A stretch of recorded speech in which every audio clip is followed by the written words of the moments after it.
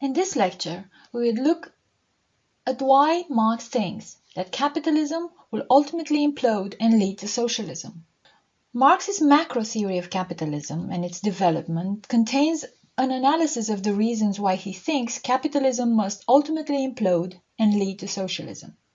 I'll first go through the sources of crisis in Marx's analysis, and then look at the problems with Marx's analysis and see which of these sources ultimately holds up to closer scrutiny. The first source of crisis in a capitalist system, according to Marx, is generated by the existence of money. Now, money for Marx is a commodity like anything else. This is, of course, before the era of paper money. So money is gold or silver, and its value is determined by the cost of producing it. So gold is valuable because it takes a lot of work to dig it up and to refine it. Once we get a market system that depends on money to function, there's the ever-present possibility of liquidity crisis if people start hoarding money. So think of the 2008 financial crisis. Suddenly, banks that had trusted one another for decades and even centuries stopped trusting one another and wouldn't lend money to one another in ways that they regularly did because they didn't know whether the other party had the money to lend. So there was a period of several weeks where the entire financial system was in danger of crashing simply from the liquidity crisis. So Marx's idea is that once the system becomes completely dependent on money as a medium of exchange, there's the ever-present possibility that people will hoard money and the system will go into a crisis. The second source of crisis is the declining rate of profit in capitalist systems. Recall from last lecture how a factory might try to get ahead of the others by putting a certain technological tool in. The other competitor factories will do so too, not risking to go out of business. Marx claims that once this becomes the status quo, the rate of profit in this sort of business will be lower than before.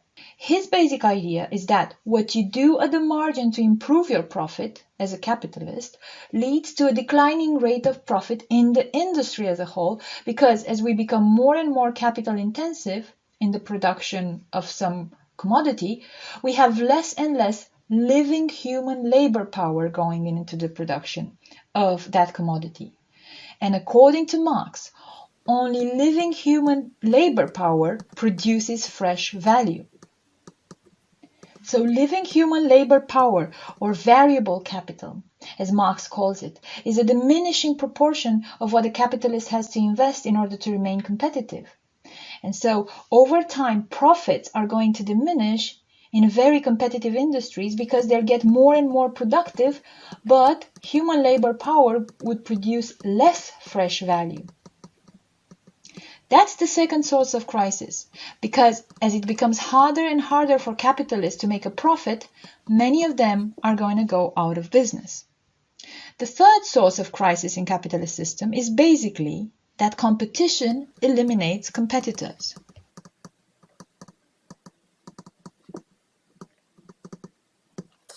The initial market model Marx starts with is a perfectly competitive one, but he's saying that over time, people go out of business at the same time as things become more and more capital intensive.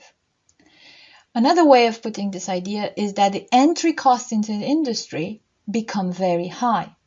So for instance, in monopolistic industries, the entry costs are very high. So for a while, competition leads to innovation, but it also leads to the elimination of competitors as production becomes more and more capital intensive. Once you don't have competitors, you don't have a reason to innovate. And the basic dynamic of capitalism, according to Marx, starts to slow down because monopoly capitalism doesn't have the same inbuilt incentives for innovation.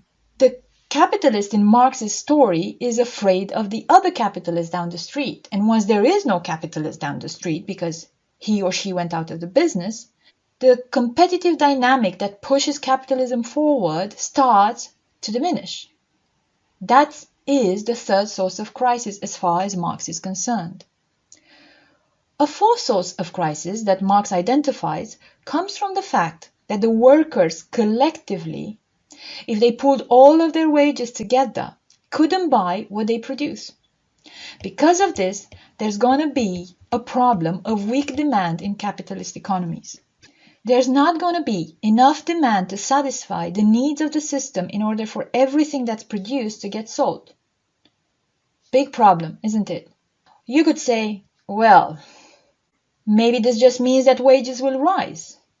And indeed, it puts some upward pressure on wages, but wages are basically going to be held around subsistence by unemployment. So there's not much scope for a raise in wages. Because if wages start to rise, you're then going to have the problem that any capitalist who's not in the system or any wannabe capitalist will just come along, hire unemployed workers to work for him or her, and so drive the wages back down. Adam Smith also thought this is a problem, and he thought that this is why you got imperialism. There were other reasons too, cheap resources, but one of the reasons is the search for new markets. Of course, this process also has its limits, because eventually your empire is going to run into the French Empire, and the Belgian Empire, and the German Empire, and you're going to fill up the world. And then what do? So you can try to stave off this process with imperialism, but the basic underlying problem, according to Marx, is that the workers collectively cannot buy what they produce. This sort of dynamic plays out in some ways during recessions where there's not enough demand in the economy, and of course there are things the state can do about it.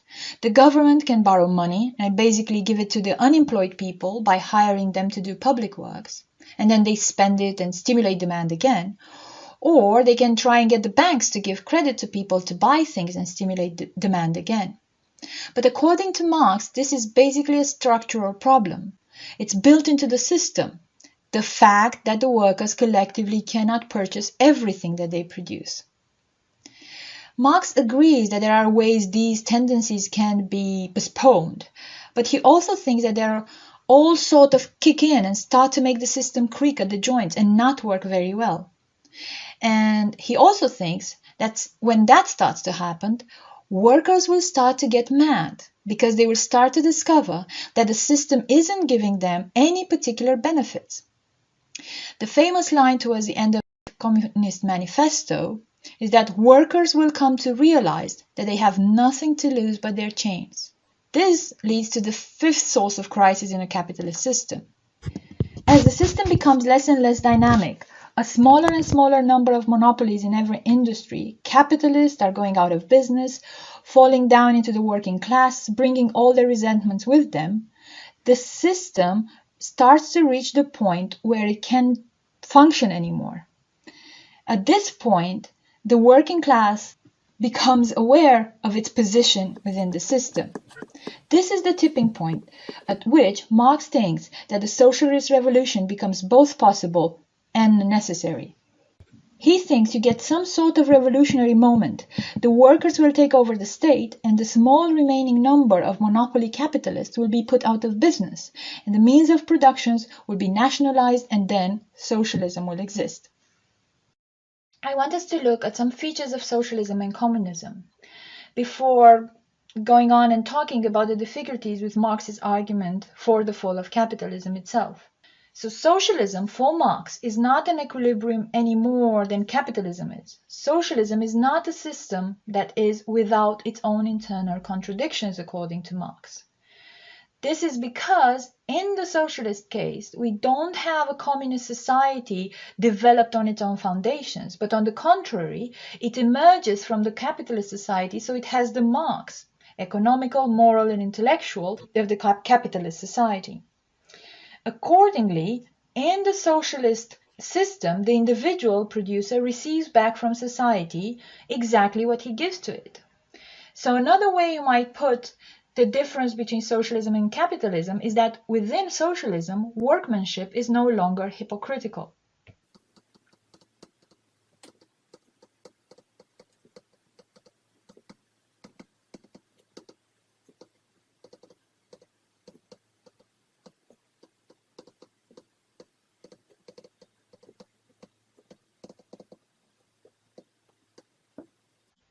So under socialism, the worker really gets back what he's put in.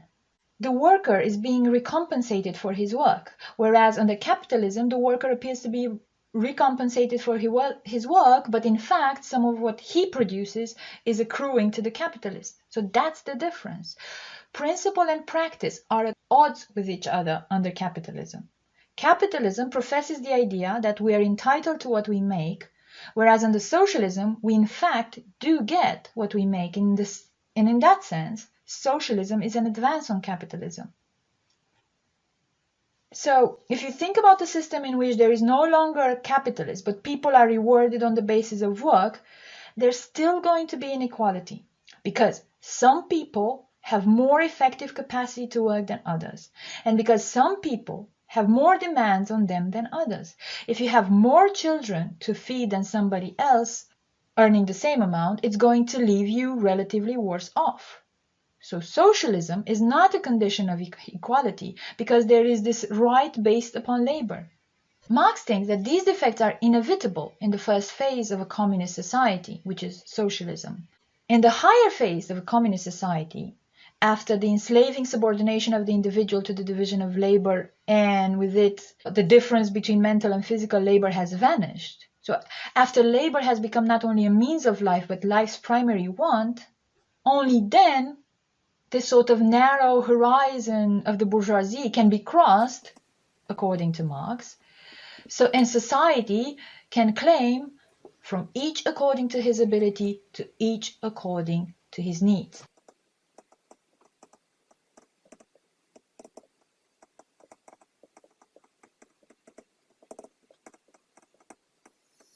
From each according to his ability, to each according to his needs.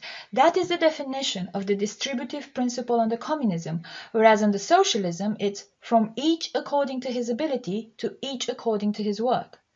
So, to repeat, socialism is not hypocritical with respect to the workmanship ideal, because unlike capitalism, the workers get rewarded for their work. But it's still an unequal society, because people are differently abled and people have different demands to meet. So finally, we have to get to the abolition of the very idea of rights in order to get to the communist idea of from each according to his ability to each according to his needs. So this is the basic Marxian story. According to him, there are all these interaction crises, all of them making one another worse. Declining profits, liquidity crisis, more and more militant workers, so on.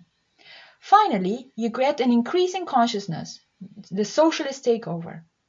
The result is still an unequal system, but it has the capacity for superabundance, for cooperative wealth to flow more abundantly, and so this makes possible abolishing the idea of right completely and just distributing on the basis of needs.